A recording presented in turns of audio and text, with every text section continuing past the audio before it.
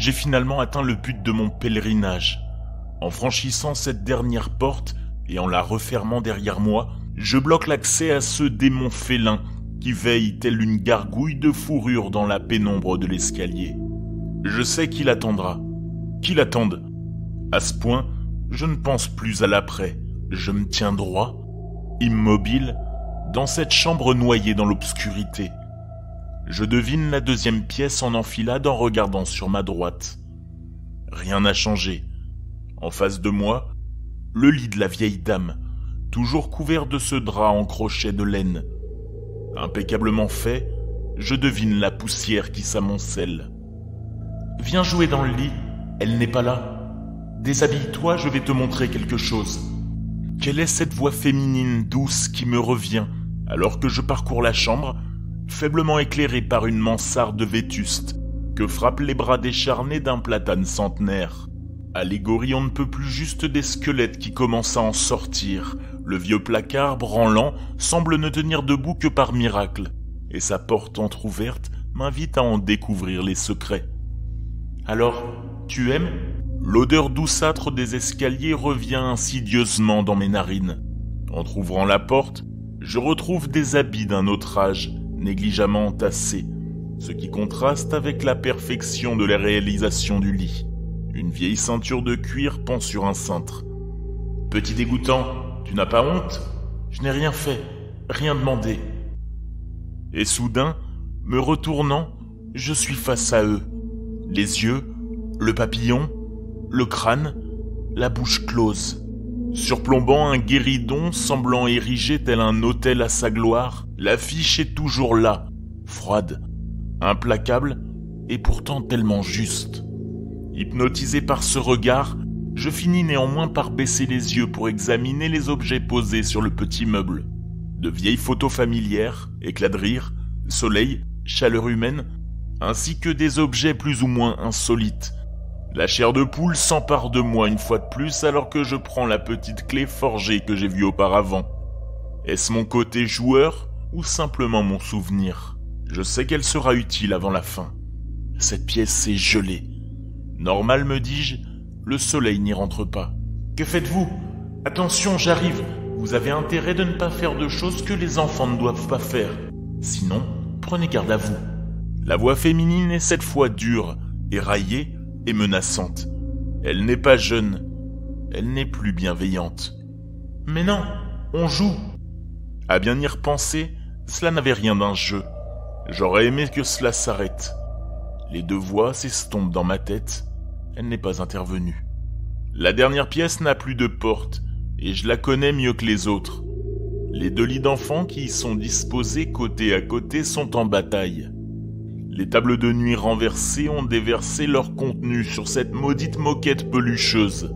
Immonde sentiment erroné de douceur. Un crucifix, quelques bandes dessinées et une petite figurine que je reconnais avec tristesse. Cette pièce me donne un sentiment inexprimable de malaise. Pourquoi tu ne m'aides pas ? Pourquoi personne ne m'aime ? Pourquoi est-ce que je souffre et tu ne fais rien ? Aide-moi ! Il fait nuit. L'enfant ne comprend pas pourquoi la sinistre voix éraillée hurle, comme possédée, tournant autour de son lit comme une sorcière désincarnée. Il est seul. Il a peur. Il veut que tout cela s'arrête. Dans le lit mitoyen, le silence. Tu dois m'aider, mais ne jamais en parler. Sinon tu ne viendras plus ici. Je serai malheureuse, et ce sera de ta faute, pour toujours. Le chat miaule en bas des escaliers, longuement.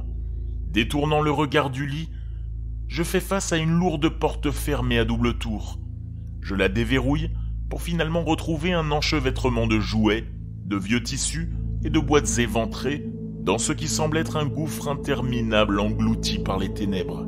La lumière ne fonctionne évidemment plus et je ne souhaite pas utiliser mes dernières minutes de batterie pour éclairer ce fourbi infernal, au risque de déterrer de nouveaux pénibles souvenirs. Je sors et je referme ma clé. On tambourine à la porte. C'est lui. Cache-toi dans le placard, derrière le rideau, vite! Je le vois, au fond de la pièce. Le rideau qui couvre l'entrée du vieux placard où se trouvent des morceaux d'habits et de carton, telle une forteresse imprenable. Il est éclairé par la lune qui entre désormais dans la pièce par l'œil du cyclope de la façade. Il fait nuit désormais. Combien de temps ai-je passé dans cet antre maudit? Je ne saurais le dire. Mais le voyage touche à sa fin. Je vais pouvoir repartir. Ce chat n'est qu'un animal et je saurai le contourner. Même si d'étranges odeurs et de sombres images me sont revenues, tout cela n'avait rien de surnaturel, à défaut d'être agréable. Mon sang se glace dans mes veines. J'entends la lourde porte d'entrée s'ouvrir lentement. Je suis pétrifié. Le chat semble agité. Quelque chose est entré sur son territoire. De lourds pas montent un à un. Patiemment, inexorablement, les escaliers de pierre. Je me sens partir, mais je ne peux me laisser aller. Je dois me cacher, échapper à cette menace bruyante mais invisible. Je repousse le rideau. Je vais retourner dans ce placard. Il m'a sauvé par le passé, du moins, je crois. Je ne suis plus un adulte, je suis l'enfant, apeuré, vulnérable. Je ne peux plus y rentrer, je suis trop grand. Un mur s'érige face à moi et je n'ai plus le choix. Repoussant le rideau, je dois faire face. Je te trouverai, je vais te punir, tu ne parleras pas, tu ne détruiras pas ce que j'ai construit, tu ne détruiras pas ta famille. Le chat feule de rage. La porte s'ouvre à la volée, un vent glacé tourbillonne, hurlant dans les deux chambres. Alors que je sens ma conscience m'abandonner, les visages me reviennent, les voix chuchotent, crient et se perdent dans un maelstrom de violence et de perversion. Il est trop tard pour m'enfuir. Je sens le vide m'envelopper. La lune éclaire une dernière fois la chambre et mon regard se pose sur les deux yeux verts qui s'approchent de moi. La voix éraillée résonne. Elle s'est insinuée en moi tel un poison virulent. Je suis entré. L'espérance n'existe pas ici. Elle a gagné.